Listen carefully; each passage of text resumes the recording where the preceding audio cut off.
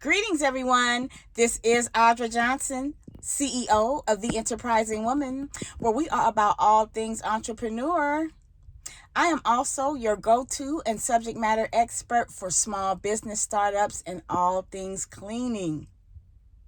Today, I want to talk to you about knowing your value and your worth. I have been in the cleaning business for many years now. But even prior to going into the business, I used to be an overseer over the facility of a church that I was once a member of many years ago. And part of being the overseer over that facility was being the overseer over the restrooms. So when you're the overseer, you're in charge. You make sure that, the roster is fully staffed with coverage. Each meeting, every meeting, including special events, by the way. So that was an interesting experience. And I was appointed to that position. And so when I was appointed to that position, I was already serving. Doing other things.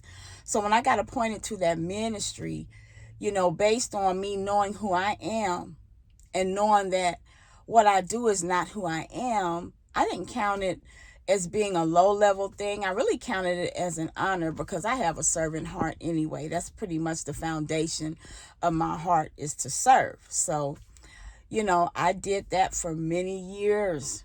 And even when it was time for me to leave, I made sure I raised up someone else to take that ministry over.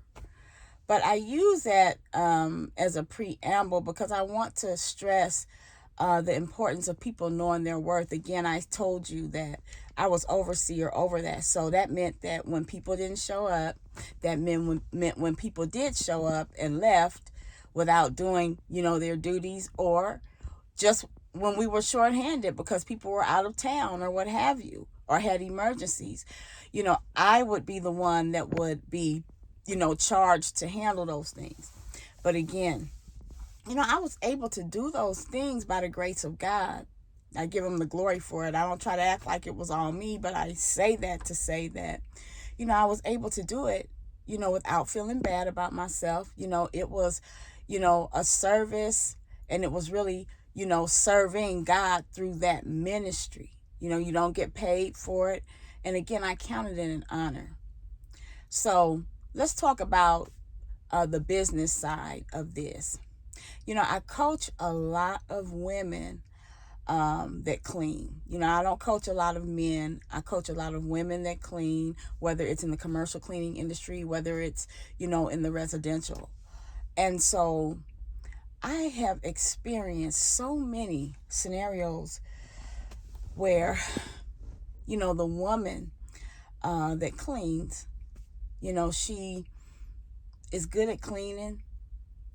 She knows how to prospect and get the job, but she doesn't know how to charge correctly. She doesn't know how to ask for her money, and she doesn't know how to handle the pushbacks because, truth be told, the cleaning industry historically, by those that utilize people that do clean, have sometimes seen people that clean as being beneath them. That's just, something that's been historical.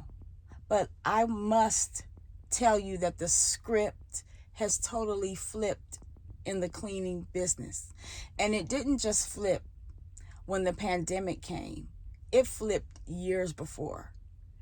And that's one of the reasons why I started my cleaning business, was because I knew that there would always be something to clean. I also knew that we lived in a culture where not many people really want to clean. But that just makes it more advantageous for those with cleaning businesses. So back to the whole thing about women knowing their value, women knowing their worth, and men too. I'm just sharing my experience primarily on, the demographic that I primarily coach and deal with. And what I usually have to tell these women is, what are you doing spiritually to feed your spirit? What are you doing spiritually to feed your mind? Do you have any hobbies What are you doing? Are you doing things, that bring you joy? And the reason why I say that is because people that just get engrossed into the business from a perspective of just working, in the business, and oftentimes that's another thing. Sometimes that is something that we end up doing in the cleaning business, because you can, be low on staff, or you can find yourself, before you know it, just truly, booked up or overbooked. So there are seasons where you find yourself working on your business or working in your business more than you're working on your business.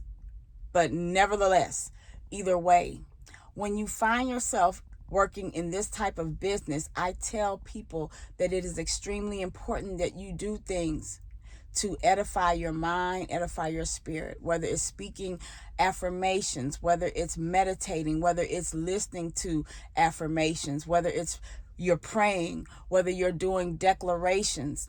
It's so important, because as I said earlier, a lot of times people do see people that clean as beneath them, and sometimes it can be reflected in their treatment towards you. And if you have clients that you deal with on the regular all the time, if they make certain remarks, or if they treat you a certain kind of way, or as they say in this day and hour, some type of way, or make you feel some type of way, then that's a problem. And a lot of times it's not a problem that you can change, because you can't go into your customer's mind or their mouth and make them change what they say. But what you can do is control you, and you can control your feelings and your emotions and your responses and how you receive, by basically knowing who you are. So one of the things I stress to people is who you are is not what you do. What does that mean? That means that a person can say that they've cleaned for 30, 40 years, and they're no less than the Queen of England, the President of the United States. You're no less. But see, you have to know who you are. So, it really, really, it makes my heart heavy sometimes when I listen to the stories from some of the women that I coach and teach. I've heard everything from, just people that they serve, doing extra things, making just snide remarks about them, to them, or about that type of work. And like anything else, most people just, they're there to make their money and leave. And that's another thing too. You have to know how to set boundaries with your client, especially if you're cleaning on the residential side, because it is very easy to allow a customer to cross a boundary. And so you have to remain tactful. Another thing that I see is a lot of cleaners are manipulated and taken advantage of because they do not use templates. They don't use a list. They do the walkthrough. They have a conversation with the owner or the person that's in charge about the duties. And those walkthroughs are often done so fast. They're often done in such a way where even if the overseer, or let's say the customer or client that you're serving, if they don't have a list, and everybody's just walking through and they're just talking, it's going to be very easy for that client to forget about something. It's going to be very easy for you as the business owner to miss something. And what I've heard recently is that once, the walkthrough is done and the price is quoted, and that's another thing really quick, never quote a price off the hip. Always tell your customer that, we will get back to you with a price. Okay, never just quote a price. And there are some customers, they're already nervous about it because they really aren't used to paying for someone to clean, and they're just afraid, price wise. But never let anyone, pressure you into giving them a price up front. Okay, that's a side note there. That's free game, as my coach says. She always says free game. And so what happens is, or what has happened to many cleaning business owners after the walkthrough, they show up that day to do the job, And when they get there, they either get a text or they find a handwritten note with a detailed list of extras. But guess what? On that note, there's nothing at the bottom saying adjust the invoice for payment accordingly for these extras. No, it's just like, well, I forgot. We didn't discuss these things. I'm adding this to the list. And there's another live or another video I'm going to produce about being mindful of how to handle people that want to tell you how to clean. Clients that want to tell you how to clean. That's another subject that, I'll discuss on another day. But long story short, I have seen so many scenarios like that. And so a lot of times, most people are self-centered. They don't think about the fact that, the cleaner may have another client after them, all these things. And then also watch out for the phone call while you're in the midst of cleaning. Some of them will just call you and say, hey, you know what? Can you clean my refrigerator this time? And so when it comes to things like that, sometimes people will really try to get extras out of you, and, they don't want to pay any extra for it.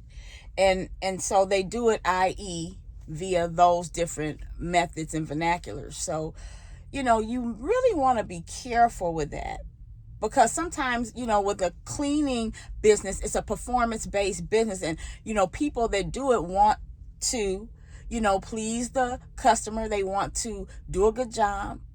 But you must remember that you must not, accommodate at the expense where you're causing clients behind you to receive less, or just being late to the next client.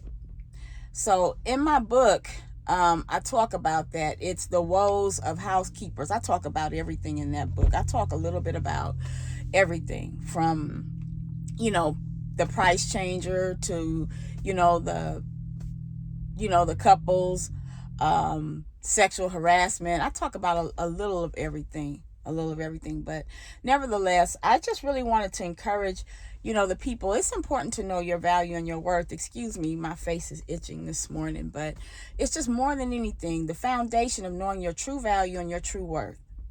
The foundation of knowing your true value and your true worth from the beginning. So again, if this is you, if you feel some type of way, always ask yourself, what am I doing to feed my spirit? And it's not that you don't have time. If you're driving on your way to a client, you can pull up a video. You can listen to affirmations if you don't know how to write them down. But sit down and write what you want to see for your life. Write the type of customers. Write down the type of customers you want. Every customer is going to be different. There's no such thing, as a customer that's going to be exactly the way you want them. We're all different. But it's just important. Know who you are. And remember, who you are is not what you do. If you like this content, please like, share, and subscribe. Feel free to ask me any questions on anything in entrepreneurship or in business that you may have. I consult as well. And I also have several books. On my YouTube page, I have them throughout the videos, and I believe I have them in my actual bio.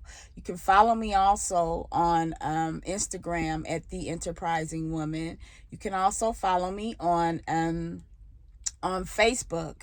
I have a page, The Enterprising Woman. It's a brand new page I started, but look for more content from me, and I wish everyone a phenomenal day until we talk again. Bye-bye.